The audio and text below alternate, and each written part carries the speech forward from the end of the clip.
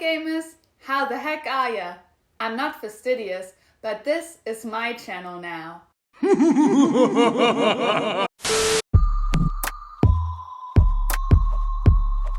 Fastidious. Fastidious. Alright guys, good to see you. Obviously that was not me in the intro, that was my girlfriend. You might be wondering why. It's because today is shard pulls. We're going to be getting into it in about 2 minutes and she will be joining us. Hopefully she brings a little good luck. Right before we do so, just wanted to hop in. Let's see how many shards we're actually working with. As you remember, we had 14 from yesterday, but I promise y'all we can get 2 more. So how are we getting that? Quests. It's day 5, so we finished our raid week, which is 5 days, and then finish that up, get that XP, and another Ancient Shard. We got 15 free Ancient Shards in less than 5 days. Let's get number 16. We gotta go over to Faction Wars. Made just a skosh of progress here. You'll see, got up to 28 stars, had to take a lot of food, picked uncommon and common champions from Banner Lords and Dwarves just to get enough stars in each to get us to 28 over the 25 mark. That's another Ancient Shard. We have got 16. So, gonna see you in literally 1 second with my girlfriend. All right, guys, please meet my girlfriend. Hi, I'm Johanna, and I've never played Raid before. And you guys honestly don't know how true that is. Like, she's convinced we're gonna pull somehow like 100 legendaries out of 16 shards. Yeah, I mean, not 100 because I'm not stupid. Okay. Don't say that. She's very optimistic. Yes. However, what better way to disprove optimism and teach a raid newbie about the stinginess of the game and giving us the champions we want than going through a simulation. So let me refresh this so we can start from scratch. This is a great site. I'll put the link in the description. But basically it's a raid summoning simulator. So you gotta just put in the certain summoning environment you are in. So we're gonna say, is it a double event? Yes, it's double Ancient Shards. There's no 10x. Shards to pull is Ancients. And then you put your number of shards. And we have that beautiful 16 shards, as I've mentioned many a time. And then it's gonna do a chance simulation where it's just gonna randomly select out of those 16 shards using the odds that Polarium and Raid state in game. And we can do it for any number of iterations. I'm gonna do 10,000, nice and easy. And this is more than enough to be a sufficiently large sample size. And you're gonna see exactly the chances we have at different kind of payoffs, different kind of results happening. So we get this nice little chart, nice little graph, maybe hard to make sense of, but if we go underneath, we see all the different potential simulation results. So we can see the percentage of time, for example, that there was an instance where there were 0 rare pulls. So what does that mean? It means we pulled all 16 Ancient Shards and all of them were either epic or legendary. And as many of you might guess watching, there's a 0% chance that happened in the simulation, and there's a 0% chance that's gonna happen. However, we can also look at the bottom here, and we see there's a 4.96% chance that we will get all 16 pulls as rare champions. So that's pretty, that's a negative way to look at it. However, with any of these probabilities that are spit out, we can take that number and subtract it from 1 and glean a more positive angle on it. So actually what we're seeing here is we can get 95.04, I think that's correct, 95.04% chance that we will pull at least 1 non-rare. So I like the odds of that. Maybe getting 1 epic, maybe more, maybe even getting a legendary. Let's see, what's the chance we get a legendary?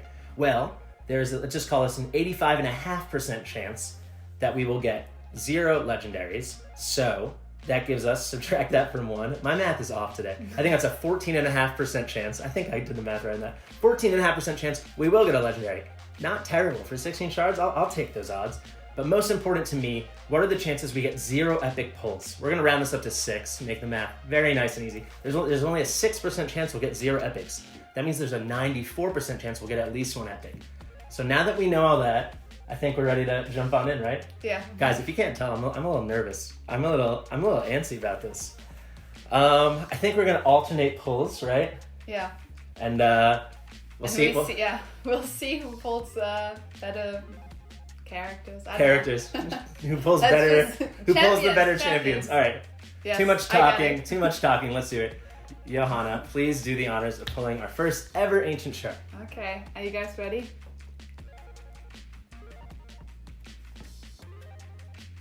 It's Probably blue. Of course it's blue. Yeah. Okay, we got Wanderer. Is he good?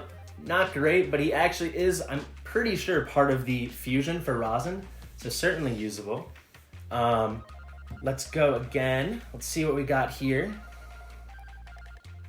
Another blue.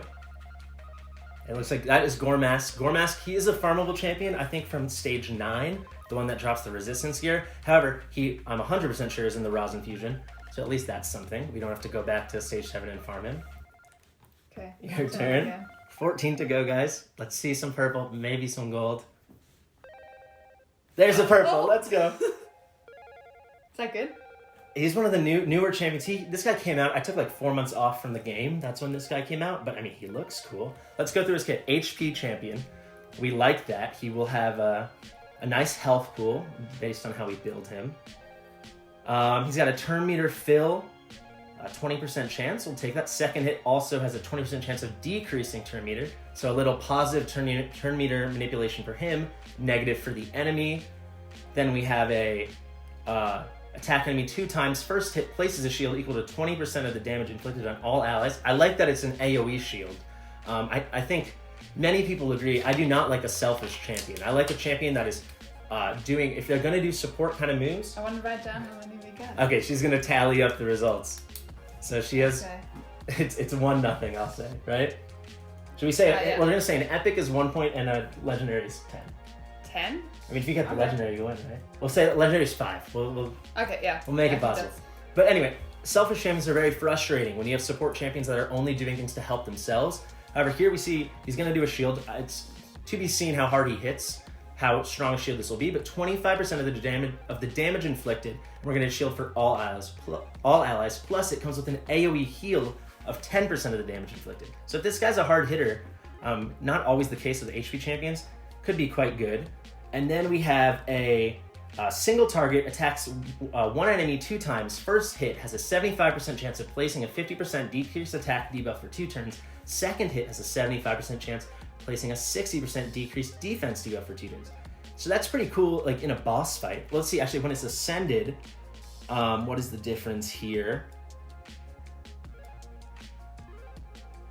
It can also remove any increased attack or increased defense that's also on. So pretty cool single target skill. AoE is always nice, but single target can be really good, especially in boss fights. And if you book this out, it looks like, yeah, it's going to go up to 100% chance. Seems like a pretty cool first epic to pull. And honestly, there are very few champions in the game that I don't really know, so I'm excited that I have a brand new guy to play around with. All right, my turn. I need a purple to stay in this race. What do you think? It's gonna be blue. It's going to be blue. It's blue, of course. What do we got? I hate Grandmaster. I'm not even going to talk about him. The only interesting thing about his kit, he has a 3-hitter on the A1. I remember when I first started playing Raid, like November 2019, this was like one of the first 2 or 3 rares I pulled, and I was like, I've done Fire Knight forever. I got a 3-hitter on the A1. Little did I know there's so much more that goes into it. We're not talking about him anymore. Okay. 12 to go. Johanna's turn. Let's see. You're more excited It's than I gonna am. be blue. Yeah. It's I blue. mean, okay, I also saw it. Pig So- Sticker. Pig Sticker was part of the Pixneal fusion, I think. I'm almost certain. I know she has a decrease enemy max HP, I think. Is that correct? She works out a lot. I can tell. Those abs.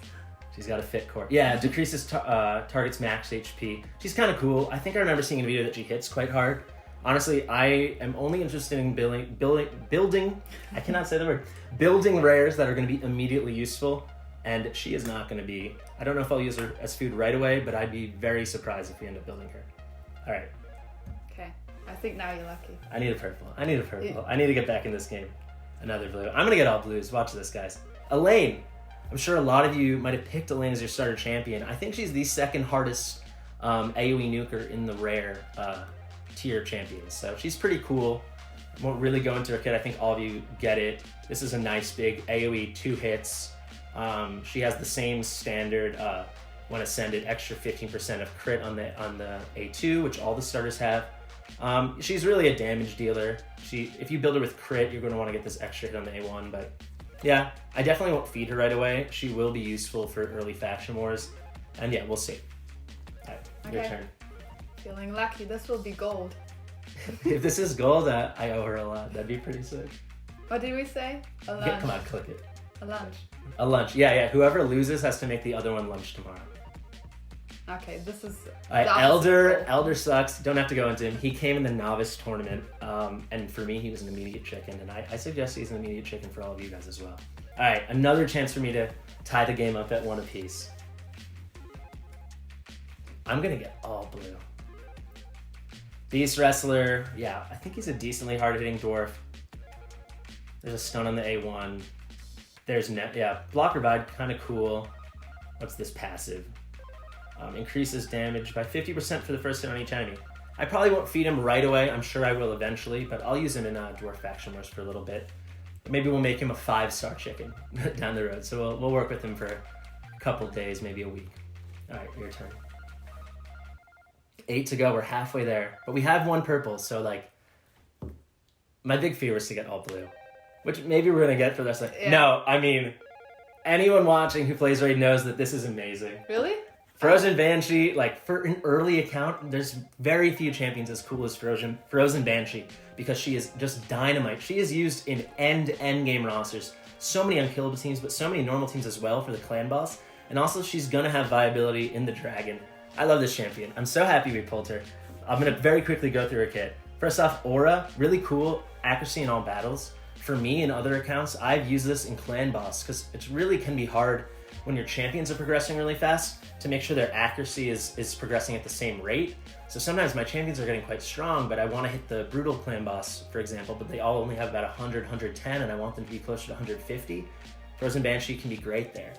But let's get to the real meat and potatoes of our kit is the A3. This is a 25% poison sensitivity. Very few champions, I don't know the exact number, but very few champions have poison sensitivity. Plus, she has this great A1 that couples with it when ascended.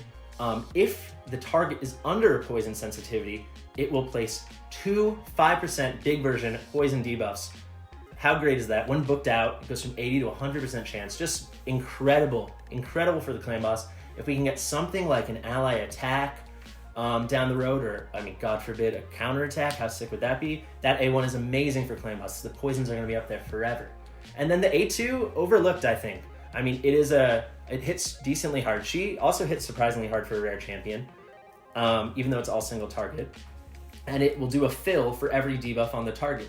So early on, when you're not speed tuning as much, this is pretty cool for the clan boss, because ideally you're going to have a stack of 8, 9, 10 debuffs on him. And not an alarm. But yeah, that's a great pull. I'm happy with that. That's as cool as an epic at this point. Do I get a point? No, that's not the game you signed up for. I'm not going to get a purple, guys. How many? Who do is you this? have left? Bone Knight? I'm not going to talk about Bone Knight. No, thank you. That is a chicken. Your turn. We have 6 left. 3 Okay. apiece.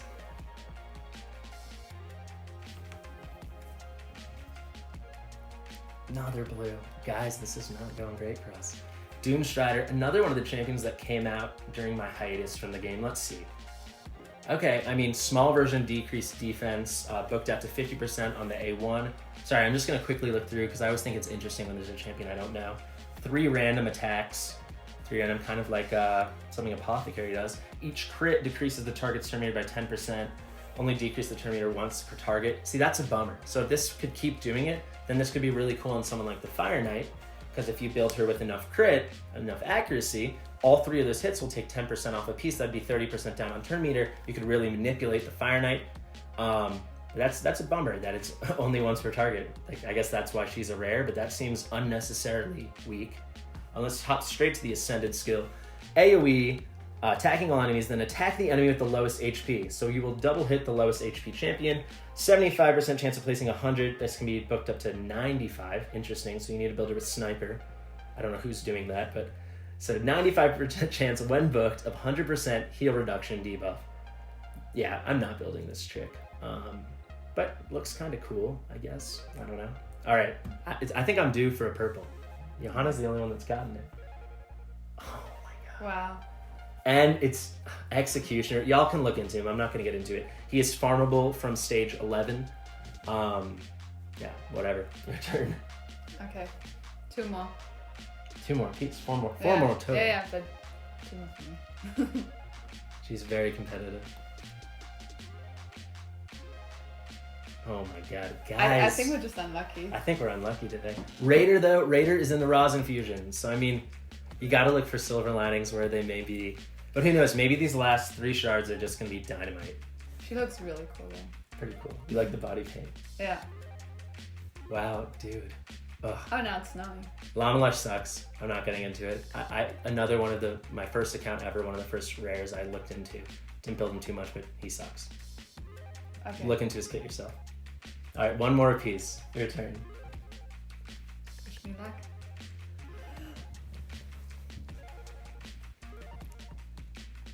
Oof, guys. Okay, the last one. I actually just got Conqueror today when I was farming stage 1 of Brutal as a farmable drop. Yeah, he's like a kind of cool attack champion. He's very average. You've got a 2 buff removal from the target. I guess that could be cool for like the magic keep. You can tell I'm getting deflated. This is frustrating. He's got a block revive. Who doesn't like a block revive? And then A1, just a 2-hitter. All right, last shard. Cross your fingers for us. At least give me a purple so I don't lose the competition. Of course it's blue. Of course it's blue. Cataphract. Cataphract sucks. We're not getting into it. All right, I mean, we got a purple. Yeah, and we got the good blue one. Yeah, and we got Frozen Banshee. So it's like, this wasn't terrible. And this gives you, I will say, I was talking to someone in my Discord. I'm going to plug my Discord really quick. Link in the description. And it has a new name. Oh, the Fast and the Fastidious. She made it up. I thought it'd be cool to have Fastidious and the Scrupulous bunch, and here she is thinking about nice puns. I think it's way better. The Fast and Fastidious, please join it. All right, plug aside. I was talking to someone there, and he was mentioning how he had pulled a Duchess early on in one of his accounts, and I was saying, wow, what an insane, amazing, amazing champion. And then maybe I jinxed myself, but I was like, I almost would be annoyed, or not annoyed, but a little disappointed to pull someone that amazing because it kind of could undermine the series. I don't think anyone we just pulled will undermine the series. These were a little sparse. But, I mean, we're going to make do with what we have. Frozen Banshee, she will be built very fast. I'm going to get her to 50. I'm going to look more into the Epic, but I don't see a reason not to bring him to 50 at least. We'll see. I'll do some research. He looks cool. Yeah, for a first shard summoning, could have it been better? You want me to buy more? See, this is what Plarium does. Plarium does. They're greedy. They see the silver got low, and they're like, hey, you want to buy some more? Really? If you didn't think it was an addiction, if you didn't think people are getting drawn in, that's how you know. And more packs. Okay, I think decent success. I lost the competition. I pulled all blues. Yo-Yo, Johanna got a purple. What do you think? And I get a free lunch. And she gets her free lunch tomorrow, so maybe tomorrow's video I'll have a little clip of that. All right, guys, hope you enjoyed the video. I hope it was worth my patience and your guys' patience. Yeah, you'll see those champions get built out. And yeah, tomorrow's will be a much more standard video where I'll give you typical progression stuff. But yeah, I've been Fastidious. I hope you enjoyed the video. This has been my girlfriend, Johanna. And yeah, we're out of here. See you in the next one.